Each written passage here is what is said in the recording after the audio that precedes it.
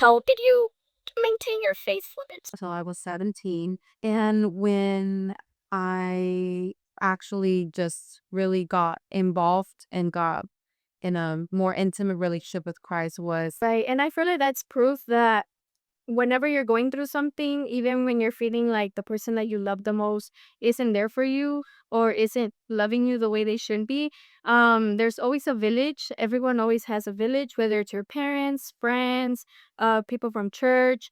There's always someone else that you can go to. Even Jesus, if you feel like you don't have family or friends, Jesus will always be there to listen to you, and hear your cries and help you. What's one piece of advice that you'd give anyone currently going through the same thing that you're going through and feels like they're survivable? Oh, I definitely would say, like I had mentioned, you can do it. It is gonna be hard, but do it with Christ.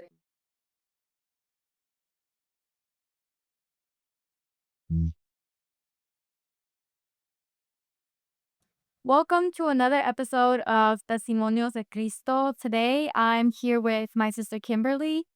Hello, you guys. Today we have a special guest. Help me welcome our special guest, Vanessa. Hello, hello. I'm Vanessa. Okay, so we're going to start with Vanessa's childhood and her first encounter. So you had mentioned to us in your testimony that you from a young age you started going to church with your family. Um, what do you remember most about those early church experiences? Well, we started going to church. We went to a Pentecostal church when I was around 9. So I do remember it being a place of many rules. It was, I couldn't listen to Rihanna, or I should wear skirts every day, or I couldn't have my hair dyed. And so that was, you're 9, 10, you already have so many rules at school. So it was kind of hard. However, I didn't let that um close me off to God. I would have encounters with the Holy Spirit at church. It was something that just became more personal and at a young age. So I mean, that carried on into my the rest of my life. But I'll talk about it more once and how I deepened it after with my relationship with Christ.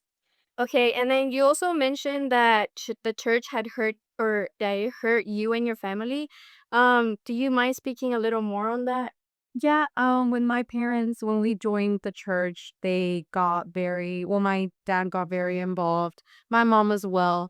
But I think just like anybody, there was still wounds from their life that they needed to, in a way, heal from. And so when they got really involved with the church and served, I think their focus was more on the people instead of Christ. And so people are always gonna fail you. They're not perfect, they're humans, and so they kinda let that kind of, put, like, a strain in their relationship with Christ, and, yeah, so they after my parents got married, they had gotten married, they were involved in the church, and then the hurt happened, and then they just distanced themselves from church for many years to where, I also stopped going to church.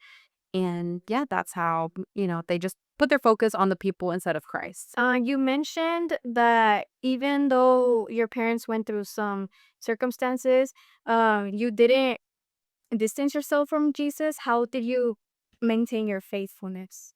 So from 9 to about maybe 14, I don't remember much. I wish I did, where I could tell you exactly, but my memory, call it from trauma, ADHD, whatever it may be, but I don't remember much. But I do remember throughout school or any moments, my tests or anything important, I would pray. I would just ask God to give me wisdom, strength, and my mom, I lived with my mom. She would still worship and she would still listen to sermons online. So it's not something that it just went AWOL with God. It was just something that we just didn't go in person.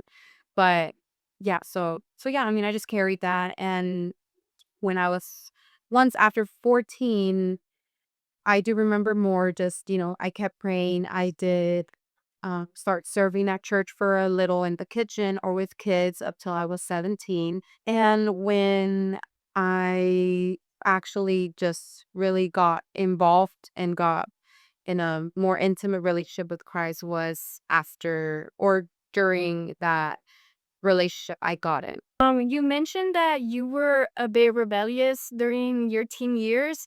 Could you elaborate more into that? Like, in what ways were you rebellious? How did your parents react? Well, my mom was a single, actually, for a little, she was a single mom. She remarried. And my dad, I would go with him every other weekend. So I think in the way I was labeled rebellious was because I think as I was growing, I was like putting my foot down and not letting myself get walked over in a way, but also I had so much freedom. And I say freedom because it was more parents just being busy with their own lives that maybe it just kind of distracted them kind from paying attention. I think that's the best way I can say it, into our own, mind education, school, and all this that I don't want to get into details, but I was, a little former party girl. And so there's a lot that my parents just don't know. And so I guess in that way I was rebellious because I knew I shouldn't have been doing that. But also I was also just a teenager with emotions. You're going through a lot of identity that you don't know who you are. You don't know who you want to be. So a lot of the rebellious came from me just speaking up for myself or just not letting or trying to learn how to regulate my own emotions with really no guidance or mentorship. So I think that's why. I think it was just, you're not being the perfect yes daughter to whatever they tell you to do. So I think that's why. Yeah. So based off of your childhood and how you grew up, what would you tell someone that's currently going through the same thing you went through? I would say obey your parents. Yes. Don't go doing crazy things because you can save yourself a lot of trouble. However, do understand that you get to choose a trajectory of your life. If Don't blame your parents, don't victimize yourself either because that could take you through a whole rabbit hole and it will just delay a lot of your own blessings. Um Try to grow through it. Um don't let that define you and, learn who you are, go to therapy if you need to, find a mentorship, find community, and surround yourself with friends that edify you because iron really does sharpen iron. Okay, so now moving on to relationships and motherhood. You said you entered a relationship thinking it was love, but it was really brokenness, recognizing brokenness. Can you unpack more on that? What was it like? Was it toxic love? For sure. I was 17, 18. So, at that age, you're barely learning who you are. You're barely graduating from high school. There's just other stuff you should be prioritizing at that time, maybe college, hobbies, work, whatever it may be. So yes, that relationship, I think it was built upon lust, sadly. And, coming from a dysfunctional or broken household, I think I was trying to just find that love through somebody that was also coming from a broken household. And, I think it was just trauma bonding that kind of brings sometimes people together. And that's just not always love. So, based off that relationship that you had with that ex, would you say that because of that missing piece that you both had, that's why you kind of did or got into what y'all got into? Yes, I think so. I think, and not to speak on anybody's, but I think when somebody that has mommy slash daddy issues, and then same with the other person, you tend to kind of find those traits with another person. So I'll speak for myself. I can't speak for him, but for myself, it was just finding that daily attention that somebody, would listen to you, would, spoil you or whatever it may be. It was just things that I was wanting at home, but went out to look for it. What were some red flags at the beginning that you ignored that you'd say were less well, less Noticeable? yeah, noticeable, and then later on you started to realize, no, I have to make something happen. So I was 17. The red flag, that alone is a red flag. You should not be getting into like a really heavy relationship, or not heavy, but like serious relationship at that age, in my own opinion. And so, but um, it started with like small lies and little things, and then the lust, obviously. And I think maybe it was a lot of codependence.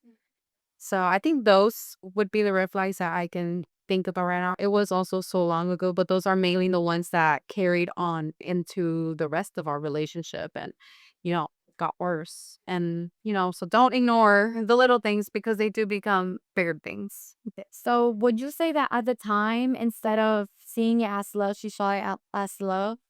Oh, for sure. Yes. When somebody's giving you the attention you want, calling you pretty thing, buying you stuff, coming to see you, putting in that effort, it's sometimes, you know, if it's love bombing, you do think it's love. And, you know, but once they add like trying to control you or trying to belittle you in certain ways, then that's when you realize it isn't really love, because love isn't that.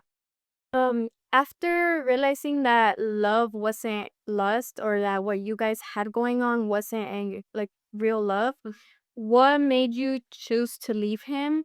Because I know that you stayed because of your son. You wanted to provide him a life with both parents, something that you didn't grow up with, and you wish that you could have provided for him. So, what was the last turning point for you? Um, so yeah, I stayed with him. Because in my head, a a two-parent household was best. I think the the turning point for me was when every day being a stay-at-home mom, my days were just filled with anxiety. Or when you're a new mom, you want to raise a baby in a house that has peace, that has love, that, you have this, bundle of joy. And when you notice that that environment is what he's going to grow into, and it also just starts affecting your own mood. Just was affecting the way I was parenting. My patience, my fuse was just very low because I was just getting drained.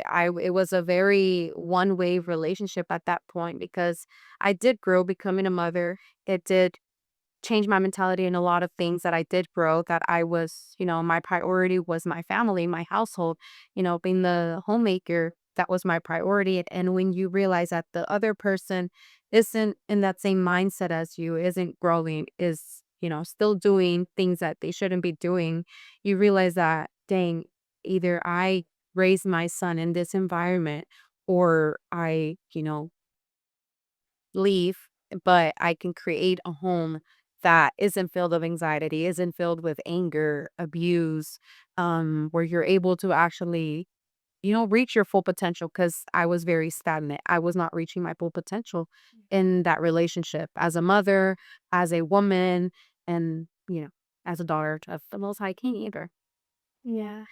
And I just want to say that coming from a young woman like me, um, it really makes me proud to see like how you were strong enough and brave enough to stand up for yourself and your son, and you chose to leave a toxic household because not everyone does that, and a lot of people they choose comfortability rather than their self or their kids, you know.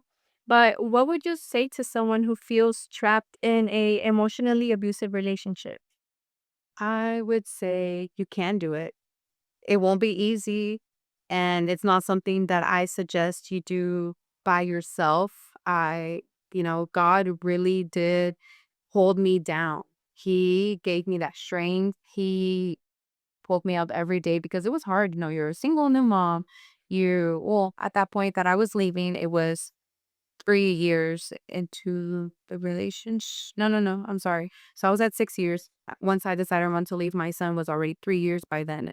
He's starting to notice these things. So if you are a mom, they're gonna learn from the environment they're in. And if that thought of, do I want my son to think that this is the correct way to treat a woman? No. Do I want, if I had a daughter, do I want my daughter to think that this is what love is and this is how she should accept being treated? No. And so those thoughts were really what also gave me the strength. But again, God was the one. And if you're not a mom and it does not make it easier, because I know a lot of young women think, oh, I'll just have a baby and that will change his love for me. That is not true.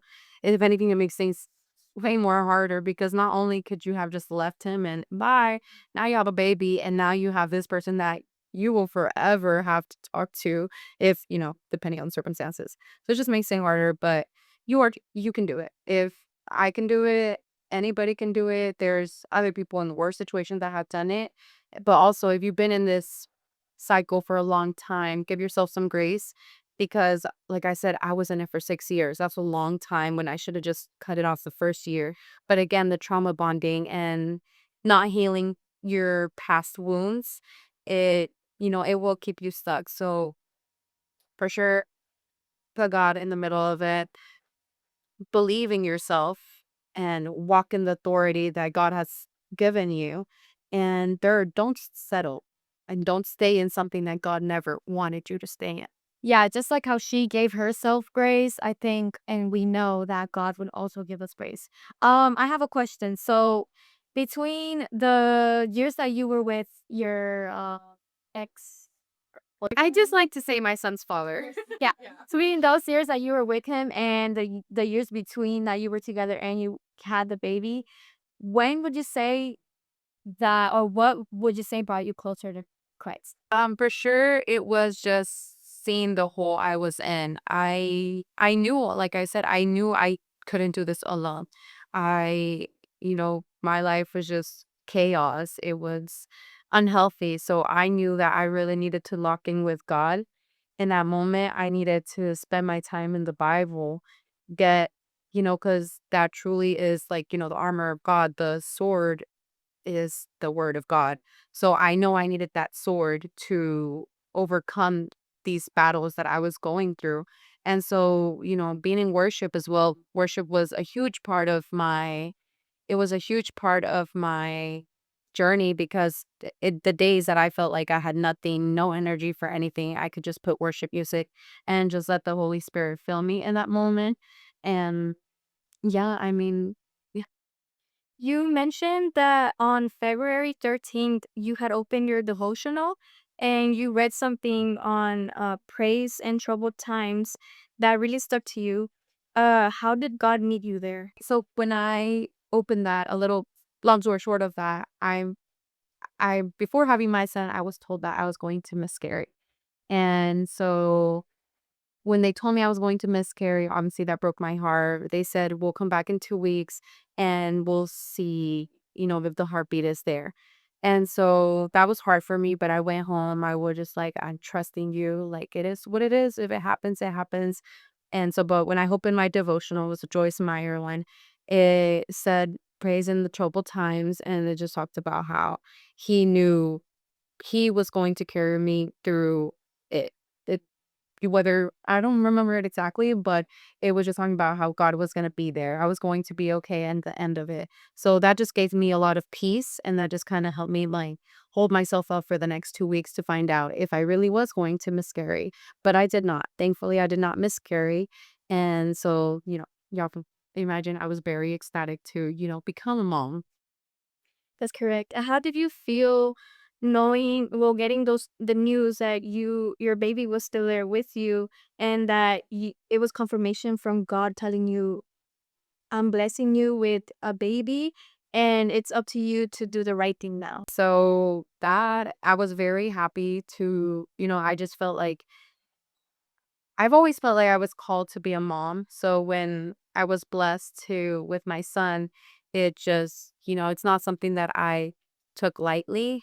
It's again from and I think it started from then and then 3 years later. It was a process of having to leave the relationship, but from the moment I became a mom and I knew I was going to become a mom, I knew there was things that I needed to let go of. There was things that I needed to grow up from so I could raise my son to be the best man of God that he can become. Yeah. Do you think your son being a boy, do you think like his gender made you perform differently or become or want to become more than what you were in that relationship? For sure, yes, it just even to this day, it's a lot of how do I raise this man or raise this child to become a man that is emotionally intelligent, emotionally aware, that can regulate his emotions, that can also go to Christ for anything instead of going to drugs, sex, or whatever the world thinks they can fulfill you with. So that changed a lot, just having to learn from the males in my life. And I just had to not blame them or, but just kind of see what can I do. And I had to find a lot of resources, therapies, mom centers where they give you the tools to kind of learn on how to raise a boy and especially an emotionally intelligent boy that I just needed to apply those stuff because I knew that I don't want him to become that way. Um, so knowing that your parents weren't really together, so you didn't really have that example as like a marriage example for your son or for yourself, and then your ex relationship as well. What kind of uh in what ways did God redefine you, um showing you what a healthy family looks like? So yes, so that was something that I have reflected on, that I knew I kind of wasn't shown this healthy marriage in my family. And so I knew I had to search for that to you know, just see it for myself and just subconsciously kind of change what I had learned throughout my life.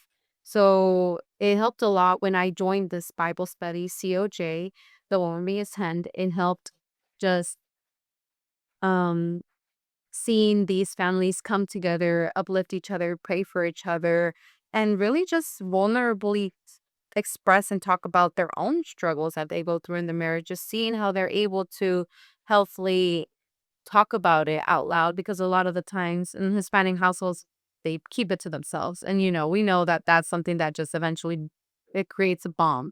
So it's just something different to me that just being able to talk about what they were struggling together, lovingly, and that they just needed support in it and help with it. And then see other marriages come together and help them and kind of, just uplift them and motivate them, encourage them together and still see them come and I don't know, just being able to see them hold each other or stay together through the hard times.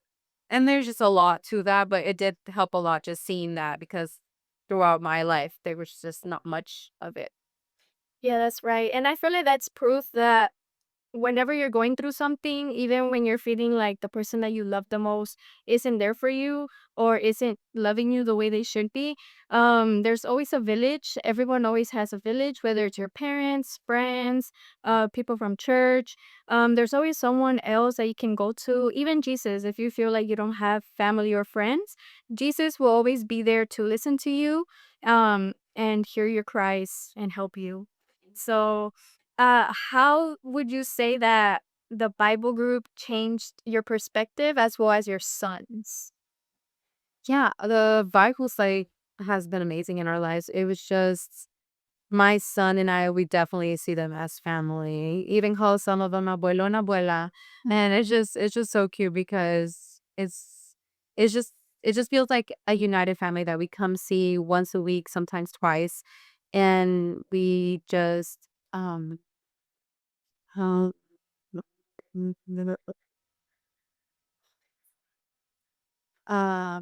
how's it been and how's it changed? So yeah, it's just being able to see a family, because God family, just come together, have a meal together, worship together, and laugh together. And even sometimes we don't argue, but it's like we're able to just healthy agree to disagree about certain topics. So it's just nice just knowing that you are accepted, knowing that you will also be held accountable though if you are doing something wrong, and just everything being spoken with love.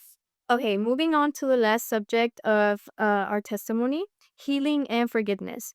You mentioned that you had to continue living in the same home as your ex partner for a couple months after the relationship. What was that season like spiritually for you? That was a rough time. I stayed for 8 months just because financially we still had like a lease, and then I had to figure out where I was gonna go. I had 2 dogs. I was gonna keep the dogs and then my son. So it was hard just because when you are in a relationship with a narcissistic person, it is not gonna get any easier once they lose control or once they're not able to manipulate you anymore. So that was really hard because nothing changed. If anything, it got harder. But I knew that I couldn't let that change my heart. I knew I still had my responsibilities as a mother. So, I would still cook dinner, still make lunch, and I could have been like, don't touch this. I make this for just me and my son. But no, it wasn't that way. I'd just be like, despite the name calling, despite the abuse or the harassment, it was, hey, there's food on the table. There is this.